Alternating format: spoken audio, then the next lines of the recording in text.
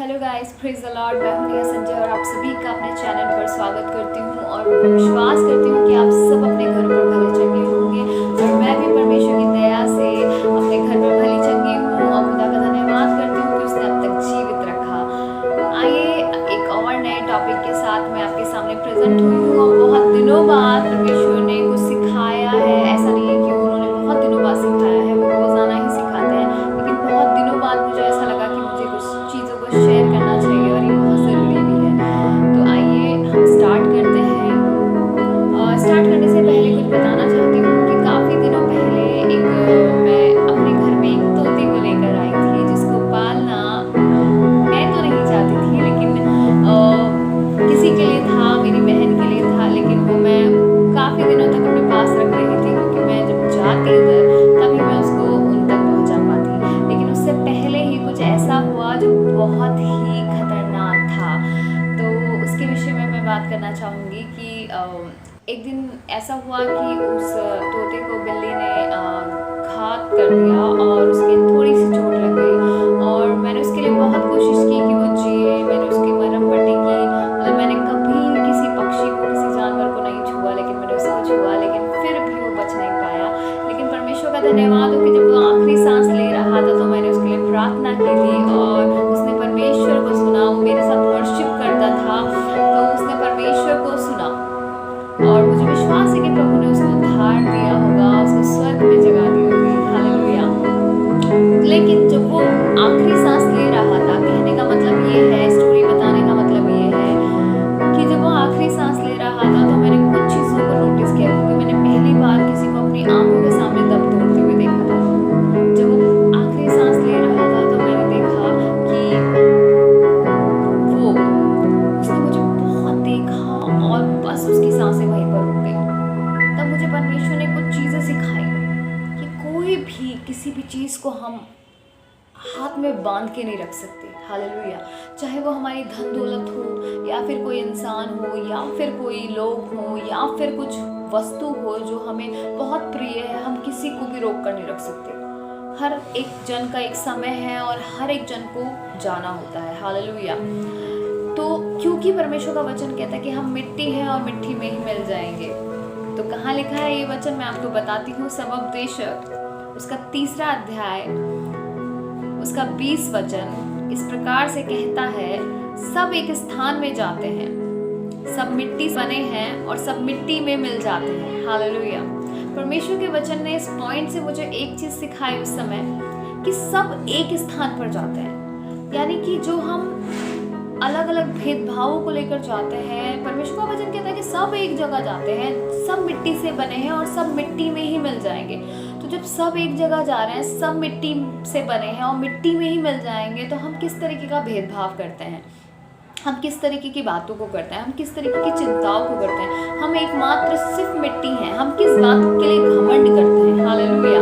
और आज हमें ये सीखने की ज़रूरत है कि यदि हम घमंड कर रहे हैं, यदि हम बहुत ही भेदभाव को लेकर चल रहे हैं, तो आज ये वचन याद कीजिए, स्मरण कीजिए कि परमेश्वर का वचन कहता है कि आप मिट्टी से बने हैं, हम मिट्टी में ही मिल जाएंगे। हालेलुया।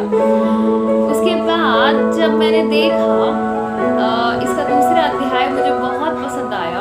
इसमें एक स्टोरी है, इसमें जो परमेश्वर का दास है उसके पास सब कुछ होता है। लिखा है कि उसके पास गाय, बैल, भेड़, बकरियां और हर एक प्रकार की भूमि, हर एक प्रकार की सुख सुविधा जो हम आज की लाइफ में चाहते हैं, उसके पास सब कुछ था। उसके पास हर एक मनोरंजन यानी कि एंटरटेनमेंट की हर एक वस्तु थी। उसके पास किसी भी चीज की कमी नहीं थी और उसके पास सब कुछ होते हुए भी वो लास्ट में एक चीज को बोलता है। सबोपदेशक 2 अध्याय उसका 11 वचन इस प्रकार से कहता है, तब मैंने फिर से अपने हाथों के सब कामों को और अपने सब परिश्रम को देखा, तो क्या देखा कि सब कुछ व्यर्थ है और वायु को पकड़ने के जैसा है। हालेलुया। यहाँ परमेश्वर का दास जब उसके बारे में डिस्क्राइब होता है कि उसके पास सब कुछ है, वो इतना मालदार, वो इतना रिच, वो इतना सुख सुविधा वाला, उसके पास ऐसी कोई चीज नहीं है कि जो उसकी सुख सुविधा से रिलेटेड ना हो। परंतु लास्ट में वचन ये कहता है कि वो खुद भी जब वो अपने सारे कामों को देखता है, अपने जो भी उसने आज तक मेहनत की है, जो भी उसने आज तक परिश्रम किया है, जो भी चीजें उसने उसको मिली है, सारी चीजों को देखता है और वो बोलता है कि ये सारी चीजें जब मैं फिर से देखता हूँ तो ये सारी चीजें मैं क्या पाता हूँ कि ये व्यर्थ है। हालेलुया। मतलब वो सारी चीजों को देखकर बोल रहा है कि ये सब व्यर्थ है और ये सब कैसी है, वायु को पकड़ने के जैसा है। जिस प्रकार से हम वायु को यानी कि हवा को पकड़कर ऐसे हाथ में नहीं रख सकते, वो निकल जाती है। हालेलुया। वैसे ही हम संसार की किसी भी वस्तु को ऐसे पकड़ कर नहीं रख सकते। उसको एक दिन जाना है, जब उसका समय आता है उसको जाना है। हालेलुया। और ये सारी चीजें हम भूल जाते हैं। उस दिन मुझे ये सारी चीजें रियलाइज हुई। प्रभु ने सिखाया कि मैं मिट्टी से बनी हूँ, मिट्टी में ही मिल जाऊंगी और कोई भी ऐसा नहीं है जो इस धरती पर हमेशा के लिए रहने वाला है। कोई भी चीज नहीं है, क्योंकि हर एक चीज व्यर्थ ठहराई है परमेश्वर ने। हर एक चीज को बोला है कि वो एक दिन मिट जानी है। हालेलुया। वो मिट्टी में मिल जानी है। हालेलुया। और परमेश्वर ने सिखाया कि हर एक चीज ऐसी है जैसे वायु को कैद कर रही है। तो फिर ऐसा क्या करें?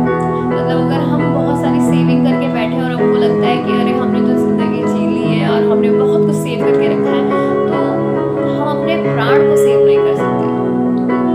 जब मैं उस तोते को देख रही थी, उसकी आखिरी सांस को देख रही थी, तो मैंने एक चीज को पाया कि प्रभु, मैंने उसके पिंजरे में सारे फल रख दिए थे कि वो खाए, वो खाए, वो खा नहीं रहा था। मैंने देखा प्रभु ये क्या लेकर गया। मैं सोचने लगी, पिता इसके पास सब कुछ रखा था पर ये कुछ भी नहीं लेकर गया। वैसे ही हम आज जितनी भी सेविंग कर ले, जितना भी कुछ कर ले, हम कुछ कभी नहीं लेकर जा सकते, क्योंकि वो सब कुछ वायु को थामने जैसा है।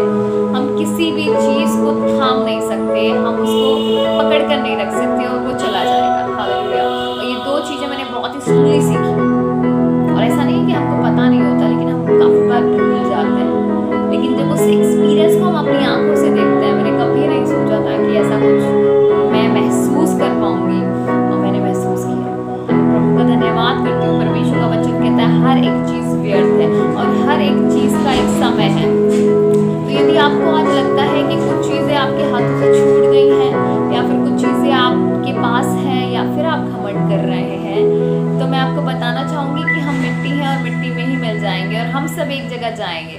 तब परमेश्वर का एक दिन न्याय होगा। और प्रभु ने मुझे एक चीज की तसल्ली भी दी, वो मैं आपके साथ शेयर करना चाहूंगी कि प्रभु ने मुझे बताया कि कोई बात नहीं है, अभी तुम्हारे पास से जा रहा है, लेकिन हम सब परमेश्वर के लास्ट में जब न्याय का दिन होगा तो हम सब मिलेंगे, मुर्दे जी उठेंगे। हालेलुया। और वचन ये बताता है कि परमेश्वर का वचन कहता है कि हम सब मुर्दों में से जी उठेंगे और सारे जितने मृतक हैं जो मर चुके हैं वो भी एक दिन न्याय के दिन उठेंगे। और जिन्होंने कुछ अच्छा किया वो परमेश्वर के साथ स्वर्ग में जाएंगे, और जिन्होंने नहीं किया, जो परमेश्वर के आगे के अनुसार नहीं चले, जिन्होंने उद्धार नहीं पाया, वो प्रभु के द्वारा दंड दिए जाएंगे।